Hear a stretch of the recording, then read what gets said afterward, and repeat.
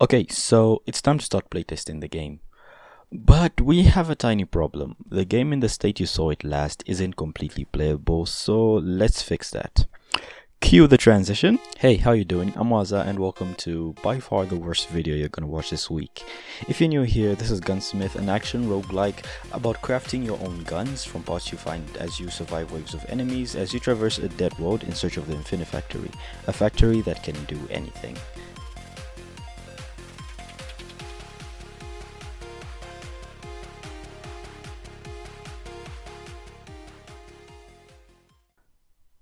Almost every game needs to have a fail state. In my game, it's the player dying. I want this to feel impactful and you feel it when it happens. Just saying you are dead on the screen won't do it for me, so I decided to steal from another game. By steal I mean get inspired, and that game was Ultra Kill. I'm not making an FPS, but one feature I like when you die in the game is that, well, the game laughs at you. My seagull brain cell said yes when I saw this for the first time, so I decided to do that for my own game. So after searching for pixel art skeletons so I could steal more work from other people, get inspired, I found one I liked and then drew a skull based on that, then animated it to laugh. Then after plugging it into Unity, I also made a quick status screen that shows you your stats, and boom, we have a death screen. Then using Feel for timing, I made a death sequence where I just made a small animation for the player. They just flop to the ground and then the screen is activated and the skeleton starts laughing at you. Okay, so we have the player dying, but what kills the player? Well, enemies of course, and depression. Enemies have one problem though, the AI sucks, but unlike depression, I can actually fix the AI. Not being in the mood to redo the entire AI though, instead I decided to fix one major issue, which was how enemies attacked. Enemies would usually just spawn and then go into attack mode for the player. This was not something I wanted, so I decided to add states to the enemy. By state I mean making sure the enemies can be in multiple states, these being either attacking or roaming. So after implementing, the enemies will now either roam for a bit and then when you get close, they'll start attacking you, unlike them spawning in from anywhere on the map and immediately going into kill mode. Boss fights are amazing if they're implemented properly. They let the player test their skills in the game, and in a roguelike it can be a way to show how your skills have grown. If a boss beats you 10 times and you win once, it's a feeling of growth that gives you. I really wanted to do that in my game, but I didn't want to make the first boss too hard, also not very easy, which was hard to do because of how the guns in my game work. Balancing this game is gonna be very hard in the future because yeah, I've just been adding stuff. But moving on.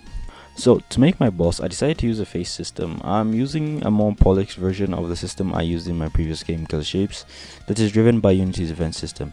Basically, I can trigger multiple events based on the boss's phase.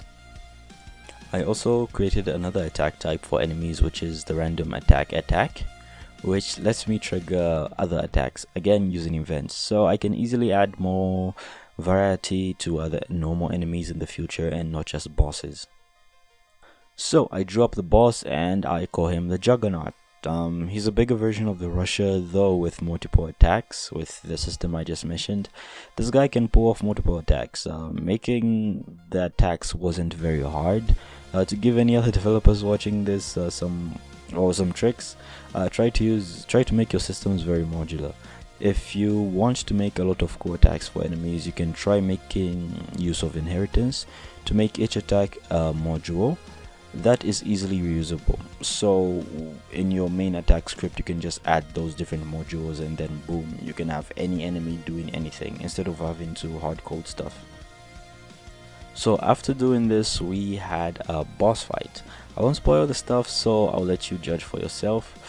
But how do we get to the boss fight? Well, this is how we transition to the gameplay loop. This, next to the mechanic and the hook of the game, is possibly one of the biggest design decisions you can make. The gameplay loop, by the name, is what the player will be doing for most of the game. I went through a lot of iterations over the past few months and I had the following ideas. The first was a room by room progression that you would find in Enter the Gungeon. So basically you enter a level and move from room to room clearing enemies. Then you find a boss fight, beat it, and then move to the next level. I could be wrong because I am a bad gamer and I've actually never beaten this game. The next is Nuclear Throne, where you have small maps, you go in, kill stuff and leave. Very simple and very fun. Then you have Risk of Rain 2 system, where you have a level and the longer you stay in the level, the more enemies spawn, the greater the difficulty and the rewards. You can always leave a level whenever you want as long as you found the obelisk, or you can keep waiting for enemies to get better and better loot. And finally, yes finally, I know I'm just listing down better games, but stick with me for a moment. We have survivor roguelikes like Vampire Survivors, Her Name Was Fire, and 20 Minutes Till Dawn, while you keep collecting some kind of XP and keep upgrading your character with better and better upgrades, leading to some very chaotic gameplay. I decided to go for a mix of the last three. So in Gunsmith, when you go into a level, scattered around are enemies. These will spawn every minute in waves, making it harder and harder each wave. However, you have these robot hubs, which when triggered will trigger a smaller wave of enemies. And when you clear all the hubs, you get some loot per hub, and it opens up a teleporter once you've cleared up all the hubs, which takes you to the next level or boss fight. And then you can keep on collecting and getting better and better loot. You can always stay in the level, killing enemies, and then trying to get more loot as well. Also, every wave the shop restocks with more stuff, so if you don't like what the merchant was selling, he restocks every wave until you get something you want. So that's more incentive to stay in a level, but again, it's more dangerous. So yeah, this is the loop as it stands, and I do still want to add more stuff in the future. For instance, my idea for the hubs is that I can let you redo them a second time, but you fight buffed versions of the enemies or even a mini boss. This was a long segment, but yeah, we will come back to this later. Okay, so you've seen the game and maybe hopefully you're interested enough and would like to try it out for free, of course. This actually leads me to playtesting.